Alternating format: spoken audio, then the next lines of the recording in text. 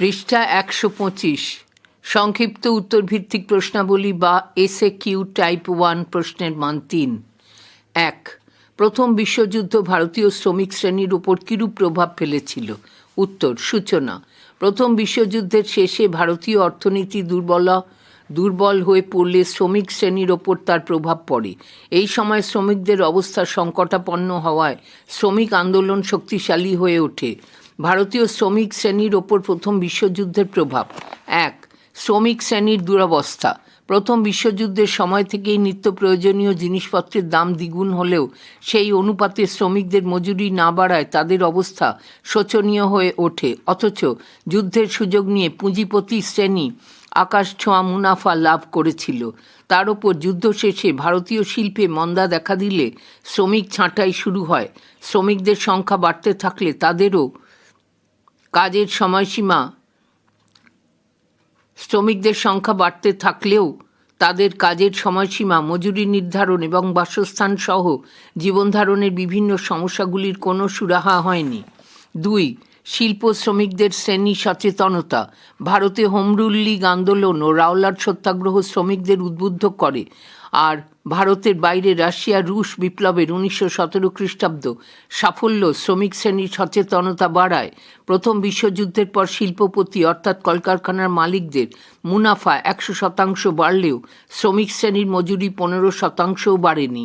ভারতে ব্রিটিশ সরকারের সঙ্গে শ্রমিক নিয়োগকর্তাদের অশুভ আঁতাত, উৎপাদন শিল্পে নিযুক্ত শ্রমিকদের ওপর নির্যাতন, তাদেরকে কাজ থেকে বরখাস্ত করা, এর পাশাপাশি তাদেরকে ন্যায্য মজুরি থেকে বঞ্চিত করা, এসব দিনের পর দিন বাড়তে থাকলে শ্রমিক শ্রেণী সচেতন হয় এবং সংঘবদ্ধ হওয়ার প্রয়োজনীয়তা অনুভব করে।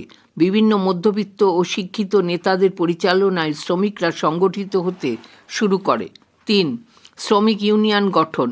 প্রথম বিশ্বযুদ্ধের শেষে শ্রমিকদের মনে ব্যাপক অসন্তোষের জেরে কলকাতা, বোম্বাই, মাদ্রাজ, আমেদাবাদ, কানপুর, জামশেদপুর, লাহোর, করাচি সহ বিভিন্ন শহরে একের পর এক শ্রমিক ধর্মঘট পালিত হয়। শ্রমিকদের সমস্যাগুলি দূর করার জন্য তাদের পাশে এসে দাঁড়ান কিছু মানবতাবাদী সমাজসেবী,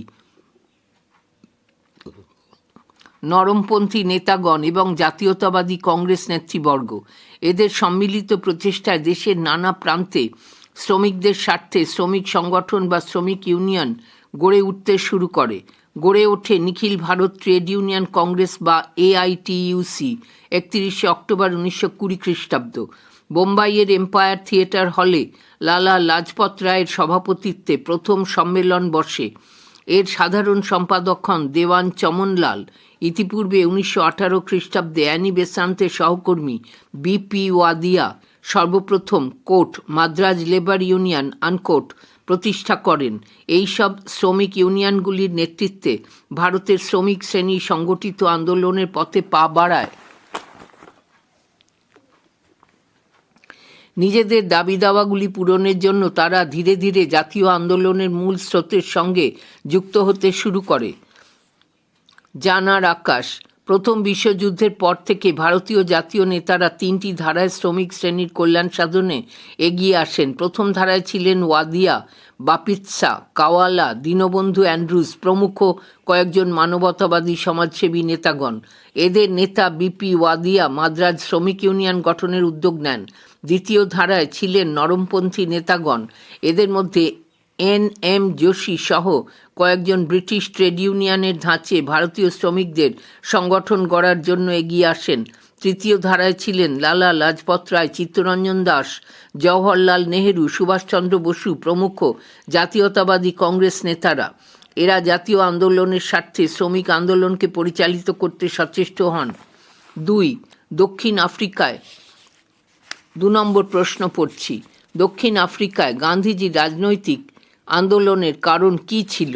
উত্তর: সূচনা। বিলেত থেকে ব্যারিস্টারি পাশ করে দেশে ফিরলেও আইন ব্যবসায় গান্ধীজি বিশেষ সফলতা পাননি। তাই তিনি কোট দাদাভাই আবদুল্লাহ অ্যান্ড কোম্পানির আনকোট আইনজীবী হিসেবে মামলা মোকদ্দমা সামলানোর জন্য দক্ষিণ আফ্রিকায় যান ১৮৯৩ খ্রিস্টাব্দ। দক্ষিণ আফ্রিকায় গান্ধীজির রাজনৈতিক আন্দোলনের কারণ: ১. ভারতীয়দের ওপর অত্যাচার। জীবিকার টানে প্রায় ১০,০০০ ভারতীয় শ্রমিক ও ব্যবসায়ী দক্ষিণ আফ্রিকায় গিয়ে বসবাস করতেন। এদের মধ্যে ছিলেন গুজরাটি ও তামিল, হিন্দু, মুসলিম ও পার্সি সম্প্রদায়ের লোক। মূলত সেখানকার ব্রিটিশ উপনিবেশগুলিতে অন্যান্য কৃষ্ণাঙ্গ অধিবাসীদের সঙ্গে তাঁরা থাকতেন। দক্ষিণ আফ্রিকার শ্বেতাঙ্গ সরকার সেই সব দক্ষিণ আফ্রিকার শ্বেতাঙ্গ সরকার সেই সব কৃষ্ণাঙ্গ অধিবাসী ও প্রবাসী ভারতীয়দের ওপর অকথ্য অত্যাচার চালাত। সেখানে বসবাসকারী কালো চামড়ার মানুষদের ও ভারতীয়দের ক্ষমতাহীন করে রাখার জন্য শ্বেতাঙ্গ সরকার বৈষম্যমূলক আইন প্রণয়ন করে এবং পক্ষপাতদুষ্ট প্রশাসনিক ব্যবস্থা কায়েম করে। সামাজিকভাবে কোণঠাসা এইসব মানুষদের রাজনৈতিক অধিকার বলতে কিছু ছিল না। 2. জীবনযাত্রার নিম্নমান ও অধিকারহীনতা। দক্ষিণ আফ্রিকায় কোনো ভালো স্বাস্থ্যকর জায়গায় ভারতীয়রা বসবাস করতে পারত না। সেখানকার শ্বেতাঙ্গ সরকার কর্তৃক নির্দিষ্ট এলাকায় তাদের বাস করতে হতো। সেই সব অঞ্চল ছিল ঘিঞ্জি ও অস্বাস্থ্যকর। ভারতীয় কৃষ্ণাঙ্গদের কোনো ভোটাধিকার ছিল না। তাদের প্রত্যেককে আলাদাভাবে শ্বেতাঙ্গ সরকারের কাছে নাম নথিভুক্ত করাতে হতো এবং তাদের থেকে এক ধরনের কর আদায় করা হতো, অথচ নাগরিক অধিকার বলতে তাদের কিছুই ছিল না। পৃষ্ঠা 126। জানার আকাশ। 1893 খ্রিস্টাব্দের এপ্রিল মাসে গান্ধীজি দক্ষিণ আফ্রিকার নাটালে গিয়ে ওঠেন। দাদাভাই আবদুল্লাহ অ্যান্ড কোম্পানির আইনজীবী হিসেবে তিনি নাটাল সুপ্রিম কোর্টে কাজ শুরু করেন। 1 বছর পর তিনি 6 মাসের জন্য ভারতে ফিরে আসেন ও পুনরায় দক্ষিণ আফ্রিকায় ফিরে যান। 1915 খ্রিস্টাব্দের জানুয়ারি মাসে ভারতে ফিরে আসার আগে পর্যন্ত গান্ধীজি দক্ষিণ আফ্রিকায় ছিলেন। 3. আর্থিক শোষণ ও অমানবিকতা। দক্ষিণ আফ্রিকার শ্বেতাঙ্গরা নাটালে বসবাসকারী ভারতীয়দের অর্ধবর্বর এশীয় বলে উপহাস করত। চুক্তিবদ্ধ যেসব শ্রমিক ভারত থেকে দক্ষিণ আফ্রিকায় যেত তাদের কেউ কেউ চুক্তির মেয়াদ শেষ হওয়ার পরেও প্রাণ ধারণের জন্য সেখানে থেকে যেত। এজন্য তাদের বার্ষিক মাথাপিছু 3 পাউন্ড ট্যাক্স দিতে হতো। 1907 খ্রিস্টাব্দের এক আইন দ্বারা ট্রান্সভালে বসবাসকারী ভারতীয়দের দাগি আসামির মতো আঙুলের ছাপ দিয়ে নাম নথিভুক্ত করতে হতো। কেবল খ্রিস্টান বিবাহ পদ্ধতি ছাড়া অন্য কোনো বিবাহ রীতি বৈধ বলে গণ্য হতো না। প্রশ্ন 3. দক্ষিণ আফ্রিকায় গান্ধীজির নেতৃত্বে সত্যাগ্রহ আন্দোলনের তাৎপর্য উল্লেখ করো। উত্তর: সূচনা। দক্ষিণ আফ্রিকাতে গান্ধীজি দাদাভাই আবদুল্লাহ অ্যান্ড কোম্পানির আইনজীবী হিসেবে এসে সেখানকার কৃষ্ণাঙ্গ ও ভারতীয়দের ওপর শ্বেতাঙ্গ সরকারের অত্যাচার প্রত্যক্ষ করেন। এদের মুক্তির লক্ষ্যে তিনি জাতি, ধর্ম, বর্ণ, ধনী দরিদ্র নির্বিশেষে সকলকে নিয়ে সত্যাগ্রহ আন্দোলন শুরু করেন। তাৎপর্য: 1. সত্যাগ্রহ নীতির প্রতিষ্ঠা। গান্ধীজি প্রথম কৃষ্ণাঙ্গ নেতা যিনি সত্যাগ্রহ ও অহিংস নীতির সাহায্যে বর্বর শ্বেতাঙ্গ সরকারের বর্ণ বৈষম্য নীতির বিরুদ্ধে আন্দোলনে সফল হন। এরপর দেশে ফিরে দক্ষিণ আফ্রিকার সত্যাগ্রহ আদর্শকে তিনি জাতীয় রাজনীতিতে সফলভাবে প্রয়োগ করেন। অসহযোগ, আইন অমান্য, ভারত ছাড়ো প্রভৃতি একের পর এক অহিংস সত্যাগ্রহ আন্দোলন ভারত তথা বিশ্ব রাজনীতিতে এক নতুন পথ ও মত হিসেবে সত্যাগ্রহ নীতিকে প্রতিষ্ঠিত করে। এখানে গান্ধীজির অল্প বয়সের একটি ছবি দেওয়া আছে, নিচে লেখা আছে দক্ষিণ আফ্রিকায় গান্ধীজি।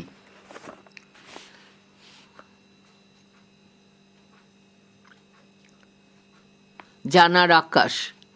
দক্ষিণ আফ্রিকা থেকে ভারতে ফেরার পর গান্ধীজি জাতীয় আন্দোলনে নেতৃত্ব দানের পাশাপাশি খাদি, গ্রাম পুনর্গঠন এবং হরিজনদের কল্যাণের জন্য নিজেকে নিয়োজিত রেখেছিলেন। 2. ভারতের শীর্ষ নেতৃত্ব পদ লাভ।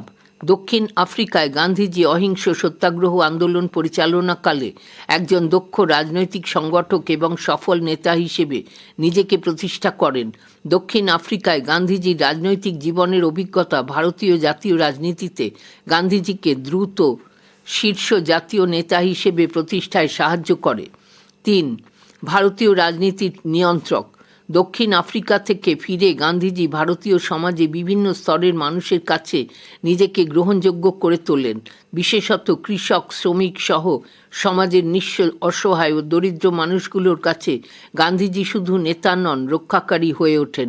তাই দেখা যায় ভারতীয় জাতীয় রাজনীতির সর্বোচ্চ নেতা গান্ধীজির ডাকে সাড়া দিয়ে সমাজের সকল স্তরের মানুষ অসহযোগ, আইন অমান্য ও ভারত ছাড়ো আন্দোলনে যোগ দেন। জননেতা হিসেবে গান্ধীজি হয়ে ওঠেন জাতীয় রাজনীতির একমাত্র নিয়ন্ত্রক। 4. গান্ধীজির সত্যাগ্রহ আদর্শে বিধিগুলি সংক্ষেপে লেখো। উত্তর, সূচনা। গান্ধীজির সত্যাগ্রহ আদর্শ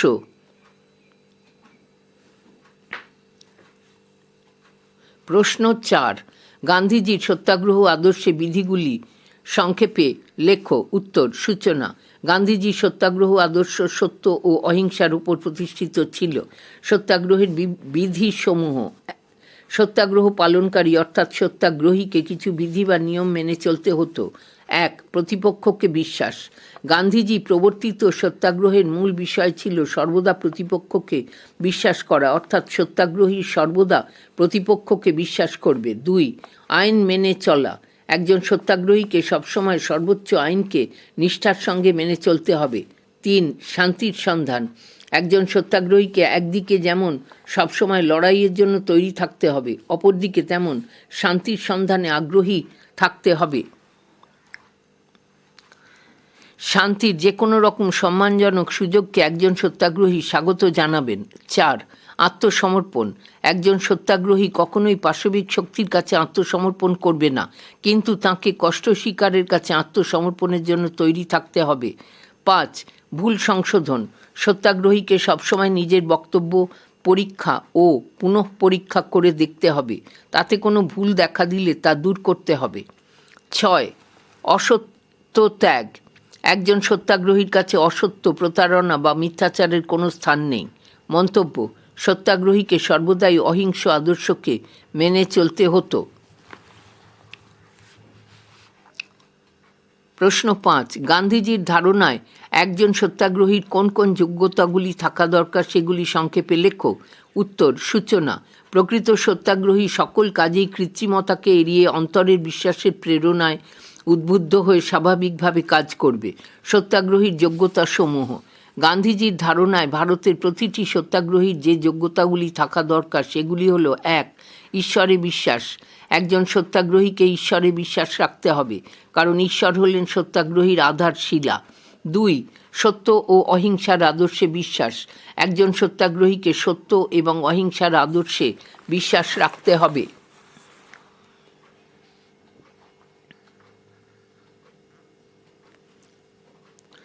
3. পবিত্র জীবনযাপন: একজন সত্যাগ্রহীকে পবিত্র জীবনযাপন করতে হবে। 4. খাদি: একজন সত্যাগ্রহীকে নিয়মিতভাবে খাদির তৈরি পোশাক পরতে হবে এবং চরকা কাটতে হবে। 5. নেশামুক্ত: একজন সত্যাগ্রহীকে সব রকম নেশা থেকে মুক্ত থাকতে হবে, যাতে সত্যাগ্রহীর যুক্তিবুদ্ধি সবসময় স্বচ্ছ এবং মন লক্ষ্যে স্থির থাকে। 6. কষ্ট স্বীকারের ক্ষমতা: সত্যাগ্রহীর কষ্ট স্বীকারের ক্ষমতা থাকতে হবে। জনগণের কাছে গুরুত্বপূর্ণ যে মৌলিক বিষয়গুলি নিছক যুক্তি দিয়ে আয়ত্ত করা সম্ভব নয়, সেগুলি কষ্ট স্বীকারের মধ্য দিয়ে অর্জন করতে হবে। মন্তব্য: গান্ধীজি মনে করতেন একজন প্রকৃত সত্যাগ্রহী যদি শেষ পর্যন্ত অবিচল থাকেন তাহলে তাঁর জয় নিশ্চিত। প্রশ্ন 6. নিষ্ক্রিয় প্রতিরোধ সম্পর্কে সংক্ষিপ্ত ধারণা দাও।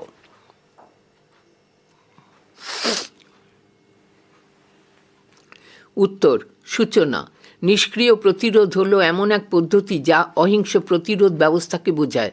নিষ্ক্রিয় প্রতিরোধ। 1. উৎস: গান্ধীজির নিষ্ক্রিয় প্রতিরোধের নীতি হেনরি ডেভিড থোরোর সিভিল ডিসোবিডিয়েন্স এবং রুশ সাহিত্যিক লিও তলস্তয়ের দ্য কিংডম অফ গড দ্বারা প্রভাবিত। গান্ধীজি অবশ্য ডিসোবিডিয়েন্স, অমান্য শব্দটি বদলে নিয়ে রেজিস্ট্যান্স, প্রতিরোধ শব্দটি ব্যবহার করেন। 2. মূলনীতিসমূহ। 1.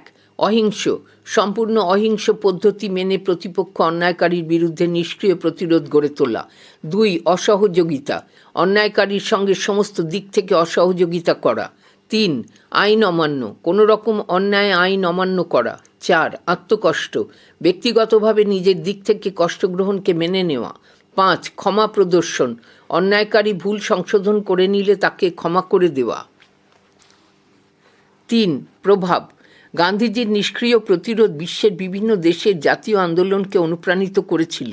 মার্কিন যুক্তরাষ্ট্রে মার্টিন লুথার কিং জুনিয়রের নেতৃত্বে গড়ে ওঠা নাগরিক অধিকার আন্দোলন এবং দক্ষিণ আফ্রিকার নেলসন ম্যান্ডেলার নেতৃত্বে গড়ে ওঠা বর্ণবিদ্বেষ বিরোধী আন্দোলনে এর প্রভাব মেলে।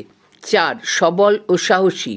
নিষ্ক্রিয় প্রতিরোধ দুর্বলের হাতিয়ার নয়। নিষ্ক্রিয় প্রতিরোধকারী হতে গেলে অনেক বেশি সাহস দরকার।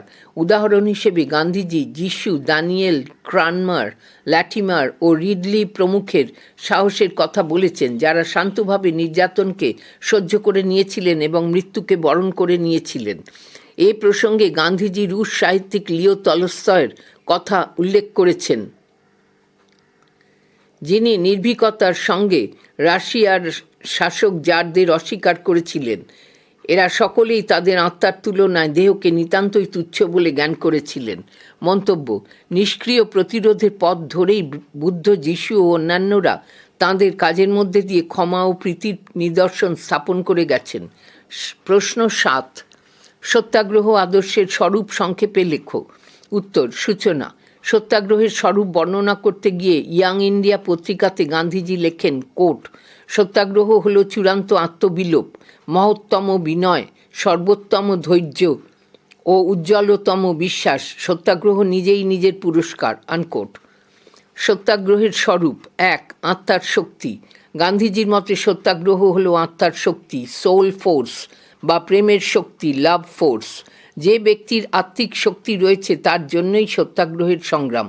শত্রু মারার আগেই একজন সত্যাগ্রহী নিজের দেহকে মৃত বলে মেনে নেন, অর্থাৎ সত্যাগ্রহী হলেন দেহের বন্ধন মুক্ত। তিনি শুধু আত্মার জয়ই প্রাণ ধারণ করে থাকেন। ২, সবলের ধর্ম। গান্ধীজির ধারণায় সত্যাগ্রহ হলো একান্তই সবলের ধর্ম। দ্বিধাগ্রস্ত ব্যক্তি বা মনোবলহীনের জন্য সত্যাগ্রহ আদর্শ নয়। একজন প্রকৃত সত্যাগ্রহীর কাছে না হলো অকাট্য না এবং হ্যাঁ হলো অমোঘ হ্যাঁ। ৩, সত্যের সন্ধান। প্রতিনিয়ত সত্যের সন্ধান ও সত্যে উপনীত হওয়ার সিদ্ধান্তই হলো সত্যাগ্রহ। সত্য দিয়ে অসত্যকে জয় করে তাকে প্রতিরোধের জন্য সত্যাগ্রহীকে কষ্ট স্বীকারের ক্ষমতা অর্জন করতে হয়। সত্য সন্ধানের প্রতি প্রতিপক্ষকে হিংসার দ্বারা নয়, বরং ধৈর্য ও সহানুভূতির দ্বারা ভ্রান্তি থেকে সরিয়ে আনতে হবে। কেননা একই জিনিস একজনের কাছে সত্য কিন্তু অপরজনের কাছে ভ্রান্ত বলে মনে হয়। প্রশ্ন ৮, অসহযোগ আন্দোলনের লক্ষ্য ও কর্মসূচি কী ছিল? উত্তর: সূচনা। গান্ধীজির নেতৃত্বে স্বরাজ অর্জন অসহযোগ আন্দোলনের মূল লক্ষ্য ছিল। পৃষ্ঠা ১২৮।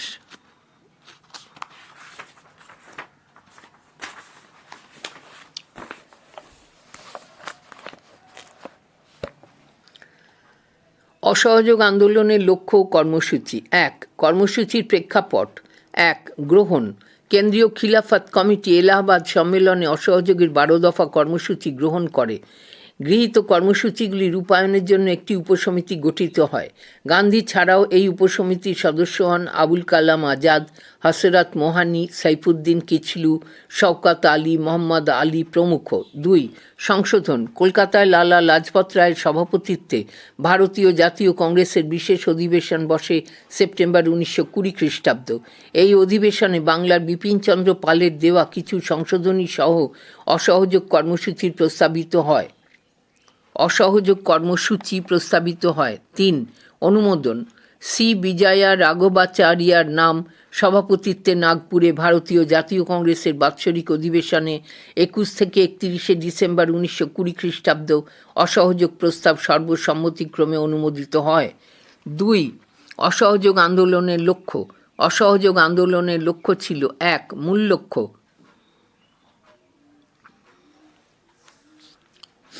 সম্পূর্ণ অহিংস পদ্ধতিতে ১ বছরের মধ্যে স্বরাজ অর্জন করা। ২, অন্যান্য লক্ষ্য: এ, খিলাফত সমস্যার সন্তোষজনক সমাধান করা। বি, কুখ্যাত ও দমনমূলক রাওলাট আইন ব্রিটিশ কর্তৃক প্রত্যাহারিত করা। সি, সমাজের বুক থেকে সাম্প্রদায়িকতা, অস্পৃশ্যতা ও জাতিভেদ প্রথার অবসান ঘটানো। ডি, জালিয়ানওয়ালাবাগ হত্যাকাণ্ডের অপরাধীদের শাস্তি দেওয়া। ৩, অসহযোগ আন্দোলনের কর্মসূচি। অসহযোগ আন্দোলনের গৃহীত কর্মসূচিগুলির মধ্যে কিছু ছিল নেতিবাচক এবং কিছু ছিল ইতিবাচক। 1. নেতিবাচক কর্মসূচি সমূহ। সমস্ত রকম অর্থাৎ কেন্দ্রীয় বা প্রাদেশিক সরকারের উপাধি, পদ ও খেতাব, পদ এবং অনুষ্ঠান বর্জন। সরকার নিয়ন্ত্রিত স্কুল, কলেজ, বিশ্ববিদ্যালয় সহ বিভিন্ন শিক্ষা প্রতিষ্ঠান বর্জন। ব্রিটিশ পরিচালিত সরকারি আইন আদালত পরীক্ষা বর্জন। কেন্দ্রীয় ও প্রাদেশিক আইনসভাগুলির নির্বাচন বয়কট, অর্থাৎ লেজিসলেটিভ কাউন্সিলের নির্বাচনে অংশগ্রহণ না করা। মাদক দ্রব্য বর্জন করা। ব্রিটিশের তৈরি বস্ত্র সামগ্রী এবং বিদেশি পণ্য সামগ্রী বর্জন করা। মেসোপটেমিয়াতে ব্রিটিশ সরকারের কাজে যোগ না দেওয়া। 2. ইতিবাচক কর্মসূচি সমূহ। দেশি সুতোয় তৈরি অর্থাৎ খদ্দর ও তাঁতের বস্ত্র সামগ্রী বর্জন করা।